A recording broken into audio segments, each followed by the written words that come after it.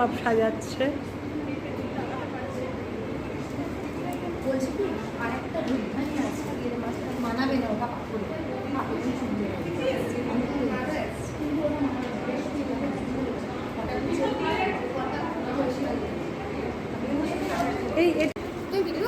চিরন্তনী আমি চলে এসেছি, ক্লাসে চলে এসেছি। আমাদের এই যে চিরন্তনী সবাই এসে গেছে, ভাবা যায়নি। আমি ভেবেছি 3টে এসে পৌঁছাচ্ছি। দেবস্মিতা, আমার গ্রুপের এরা সবগুলো দাঁড়াবো এরপরে। ওরা ভালো বলবে, ওরা আমি যে কি বলবো ভগবান জানে।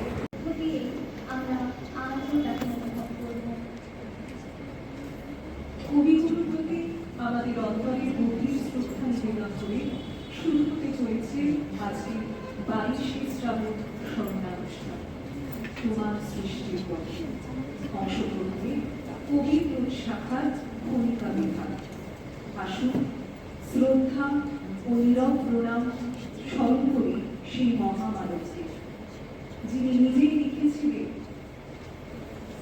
মোর নাম এই বলে খ্যাত হোক, আমি তোমার রবীন্দ্রনাথ ঠাকুরের দীপিকা কাব্যগ্রন্থে পায়ে চলার পথে জীবনের এক অনন্ত যাত্রার কথা পাওয়া যায়। অন্যদিকে তার দীপিকা কাব্যগ্রন্থের পথিক কবিতায় এক অজানা পথের মুক্তির আহ্বান আমরা দেখতে পাই। এই দুই ভাবধারাকে এক মালায় গেঁথে নেবার জন্য সঞ্চিতা, জয়ন্তী, নবনীতা, চিরন্তনী, শিপ্রা ও দিগম্বর।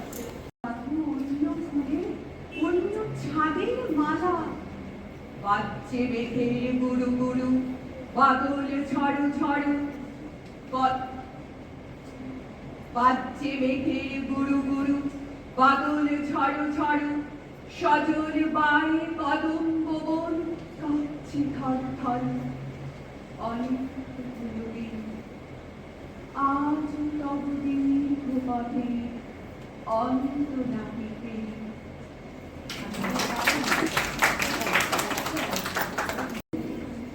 এখানে যেন রবি ঠাকুরের কলমে মানুষের সম্পর্কে সূক্ষ্মতম অনুভূতিগুলি জীবন্ত রয়েছে।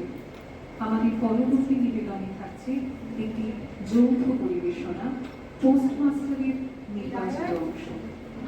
পরিবেশনায় অঙ্কিতা, প্রীতম ও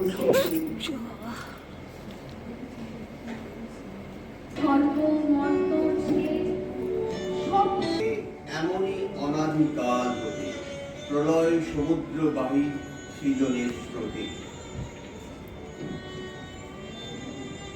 যখন নৌকায় উঠলেন এবং নৌকা ছেড়ে দিল, তখন বর্ষায় ভরা নদী ধরণীর উচ্ছ্বসিত অশ্রুরাশির মতো চারদিকে ছলছল করতে লাগল। তখন তার হৃদয়ের মধ্যে এক গভীর কষ্ট অনুভব হতে লাগল। একটি সামান্য গ্রামের বালিকার করুণ মুখচ্ছবি যেন এক বিশ্বব্যাপী অব্যক্ত মর্মব্যথার প্রকাশ হয়ে উঠল। একবার খুব ইচ্ছে হলো ফিরে যাবে, পৃথিবীর কোল থেকে ছিটকে পড়া সেই অনাথিনীকে সঙ্গে করে নিয়ে আসে। কিন্তু ততক্ষণে পালে বাতাস কেই বা কার, কিন্তু রতনের মনে কোনো তত্ত্বের উদয় হলো না। সে সেই পোস্টমাস্টারের ঘরের চারিদিকে কেবল অশ্রু ভেজা চোখে ঘুরে ঘুরে বেড়াতে লাগলো। মনে হয় তার মনে ক্ষীণ একটি আশা তো প্রখ্যাত বিদেশি গেল, তার কোলের উপর দিয়ে গেল। তার কপিল রবীন্দ্রনাথ ভুলে গেল। আমি কেঁদে পড়লাম বাবার কাছে। বাবা, বাবাই কেন হলো? আমি যে বিশ্ব হলাম। আছে দুঃখ, আছে মৃত্যু, আর আছে শক্তি।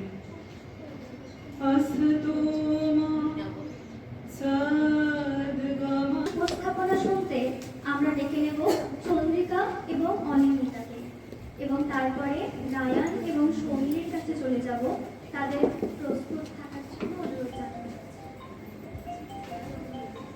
যদি সেদিন 1941-এর কয়েকজন চিকিৎসকের ভুলের মাসুল রূপে 22শে শ্রাবণ না আসতো, যদি আরো কয়েকটা দিন বেঁচে থাকতেন তিনি, তাহলে আমরা এমন অনেক কিছু পেতাম তার কাছ থেকে যা আমাদের পাওয়া হলো না। রবীন্দ্রনাথের প্রয়াণে সবচেয়ে বড় ক্ষতিটা হয়ে গেল আমাদের ভারতবর্ষের। তার মৃত্যুর মাত্র 6 বছর পর বহু আত্মত্যাগের বিনিময়ে এলো স্বাধীনতা, আর স্বাধীনতার হাত ধরে এলো দেশভাগ। কিন্তু কবি যদি বেঁচে থাকতেন, তিনি কি রুখে দিতে পারতেন, খর্ব করতে পারতেন এই রক্তাপ্লুত অনিবার্যতা? তিনি আটকে দিতে পারতেন দেশভাগ, আটকে যেত 46-এর ভয়াবহ দুর্ভিক্ষ। যিনি স্বাধীনতার 60 বছর আগে অক্ষর জ্ঞানহীন পদ্মার পারে তুলে দিলেন হিন্দু মুসলমানের আলাদা আলাদা বসবার জায়গা, যারা লক্ষ্মীর ভারে অথবা গামছায় পয়সা বেঁধে জমাতেন, তাদের জন্য তিনি তৈরি করলেন এশিয়ার। ধুলা যদি থাকে কিছু, থাক না ধুলা পাই। তনু তোমার তরুলতা, চোখের কোণে চঞ্চলতা, সজল নীল জলদ তরু ছায়া মুশি মাখা, গ্রামখানি মেঘে ঢাকা, প্রভাত বেলা, এপারেতে ছোট ক্ষেত, আমি একলা। গান গেয়ে তরিবে কে আসে পারে, দেখে যেন মনে হয় চিনি উহারে। শেষ অনুষ্ঠান আমাদের কবিকার গ্রুপে। শিবালয় পথের এসে কখন এসেছিল। আমাদের গ্রুপের আমরা এই যে করেছিলাম যে চিরন্তনী, মিতা, দীপঙ্কর, হাবি, এই পাশে এই যে সৌমিলি, এই পাশে রেশমি, অনিন্দিতা পেছন থেকে। প্রোগ্রাম শেষ হলো, তোমাদের সবাইকে দেখিয়ে দিলাম। ভাবি নাই কেন কিসের দাবি, ছুটে চলে